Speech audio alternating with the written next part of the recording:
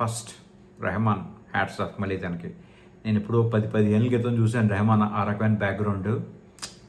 Extra సినిమాకి ఏదైనా back bone ఉందంటే రెహమాన్. ఇక సెకండ్ స్టంట్స్ అండి. మరి స్టంట్స్ ఎవరు చేశారో నాకు తెలియదు కానీ మీరు ఇక కళ్ళకు ఫీస్తే నిజంగా ఒక చిరతపులి వచ్చి అటాక్ చేసినట్టు ఉంటాయి ఫైట్స్.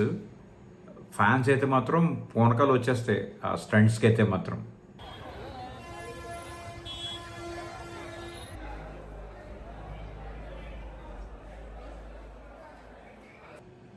ఫస్ట్ ఆఫ్ ఆల్ ఇలాంటి సినిమా ఒప్పుకున్నందుకు రామ్ చరణ్కి హ్యాట్స్ ఆఫ్.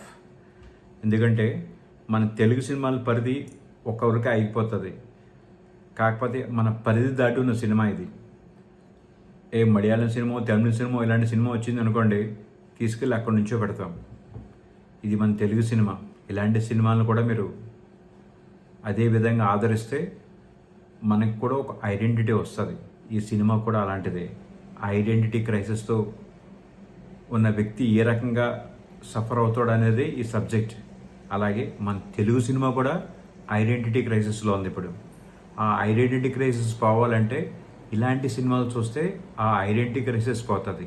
నేను సినిమాల గురించి ఏ స్పాయిలర్స్ చెప్పడం నాకు ఇష్టం లేదు. ఒక మంచి తెలుగు సినిమా వచ్చినప్పుడు ఇతని అభిమాని, అతను ఆ అభిమాని, ఇతను ఈ అభిమాని అని అభిమానాలన్నీ కూడా పక్కన పెట్టి ఇలాంటి సినిమాల్ని ఏ సినిమా హీరో చేసినా సరే ఎంకరేజ్ చేయగలిగితే మన తెలుగు సినిమా ఇంకో మెట్టెక్కుతుంది. ఇప్పుడు మలయాళం సినిమాలు తీసుకోండి, తమిళ సినిమాలు తీసుకోండి, హీరో ఎటువంటి రోల్స్ వేసినా సరే అక్కడ జనాలు యాక్సెప్ట్ చేయగలుగుతారు. మన తెలుగు సినిమాలు ఇంకా అంతవరకు యాక్సెప్ట్ చేసేంత కెపాసిటీలోకి ఇంకా ఎరగలేదు మన వాళ్ళు. బట్ ఈ సినిమాతో ఎదుగుతారని నేను ప్రగాఢంగా నమ్ముతున్నాను. సబ్జెక్ట్ సినిమాని సినిమాగా చూడండి, సబ్జెక్టుగా చూడండి, అంతే తప్ప మీరు అన్నీ కూడా హీరోయిజంగా అనుకుంటే అవదు. ఇలాంటి సినిమాలు రావాలి అని నా పూర్తి నమ్మకం. ఇక సినిమా పెర్ఫార్మెన్స్ గురించి చెప్పాలంటే ఫస్ట్ రామ్ చరణ్ గురించి చెప్పాలి. అది నిజంగా చెప్పాలంటే పాపం ఆయనకి సరైన క్యారెక్టర్ పడాలే కానీ చాలా బాగా చేస్తాడు. అది ఇంతకుముందే మనం ప్రూవ్ చేసుకున్నారు ఆయన. రంగస్థలం తీసుకోండి, లేకపోతే త్రిబుల్ చూడండి. తన యాక్టింగ్ సరైన డైరెక్టర్తో సరిగ్గా చేయగలిగితే మాత్రం చాలా మంచి పెర్ఫార్మరు. అతని పెర్ఫార్మెన్స్ గురించి మాత్రం మనం ఒక మాట కూడా మాట్లాడడానికి లేదు.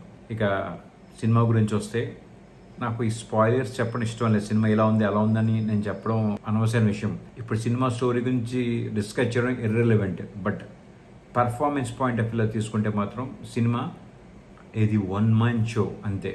ఇంకా అంతకంటే నేనేమి చెప్పలేను. ఈ సినిమా ఎలాంటిది అంటేనండి, ఒక వెబ్ సిరీస్ లాంటిది. ఒక స్లో పాయిజన్లో ఉంటుంది. ఫస్ట్ ఇంజెక్ట్ అవ్వాలి, అలా లోతుకి వెళ్తే కానీ ఆ సబ్జెక్ట్ మీద మనం ఇది తీసుకురాలేం. ఒక్కసారి గ్రిప్లోకి వెళ్ళిపోయి అనుకోండి, అందులో నిండా మునిగిపోతాం అన్నమాట. అలాంటిదే ఈ సినిమా. నా వరకు అయితే సినిమా మాత్రం ఆ స్టార్టింగ్ స్లోగా క్యారెక్టర్స్ ఇంట్రడ్యూస్ అవ్వడం, ఆ తర్వాత ఇంటర్వల్ ముందు ఒక హాఫ్ అన్ అవర్, ఇంటర్వల్ తర్వాత ఒక half an hour, almost 1.5 hours మాత్రం మరి పీక్స్ అండి. నిజంగా ఆ టైం ఆ గంట మాత్రం ప్రతి ప్రేక్షకుడు మాత్రం చాలా ఎంజాయ్ చేస్తాడు. నేను లాస్ట్ చెప్పాను కదా, అది దయచేసి అలాంటి క్లైమాక్స్ను కూడా మీరు యాక్సెప్ట్ చేయగలగాలి. అలాంటప్పుడే మంచి సినిమాలు వస్తాయి. ఓకేనా? ఇంతవరకు నేను చెప్పగలను. సినిమా నా పరంగా అయితే మాత్రం ఇలాంటి సినిమాలు రావాలి. పెద్ద హీరోలు ఇలాంటి సినిమాలు కూడా చేయాలి. చేస్తేనే మన తెలుగు సినిమా ఐడెంటిటీ నిలబడుతుంది. ఈ సినిమా కూడా ఐడెంటిటీ క్రైసిస్ గురించి. నా ఉద్దేశంలో మన తెలుగు సినిమా కూడా ఇప్పుడు ఐడెంటిటీ క్రైసిస్లో ఉంది. అంటే మనకు ఒక గుర్తింపు అంటే పాటలు ఫైట్లు కాదండి. సినిమాలో ఒక స్టోరీ కూడా బలమైన ఇంపార్టెన్స్ ఇవ్వాలి. హీరో కూడా స్టోరీలో ఒక పార్ట్ అవ్వాలి.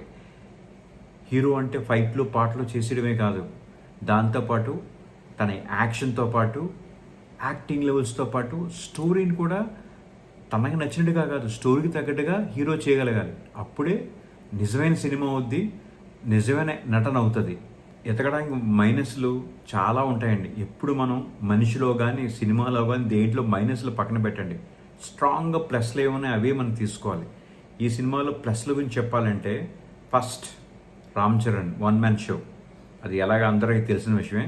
సెకండ్ రెహమాన్ కూడా అండి, బీజిఎం ఎక్స్ట్రాడినరీ. నిజంగా నేను రెహమాన్ ఎప్పుడో 15 years బ్యాక్ చూశాను, ఇప్పుడు మళ్ళీ చూశాను. బీజిఎం నిజంగా వేరే లెవెల్లో చాలా బాగా సింక్ చేశారండి.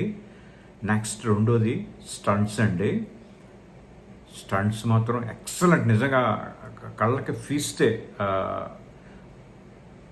స్టంట్స్ మాత్రం ప్రతి ఫైట్ కూడా ఎక్సలెంట్గా ఉన్నాయి ఫైట్స్ అయితే మాత్రం. అదొకటి one of the plus points అండి మూవీకి. నెగిటివ్ పాయింట్స్ అంటారా, చిన్న చిన్న వదిలేయండి. ఫస్ట్ సినిమా చూడండి, థియేటర్కి చూడండి. మీరు పెట్టిన సినిమాకి పైసా వసూలు. సినిమా హ్యాపీగా మీరు ఎంజాయ్ చేస్తారు. ఇలాంటి కథలు మీరు ఆదరించినప్పుడు హీరోకి ఆ పేరు వస్తుంది, ఆ సినిమాకి పేరు వస్తుంది. ఇలాంటి సినిమాలు చూసినందుకు మనకు కూడా గౌరవం వస్తుంది, మనకు కూడా ఒక ఐడెంటిటీ వస్తుంది.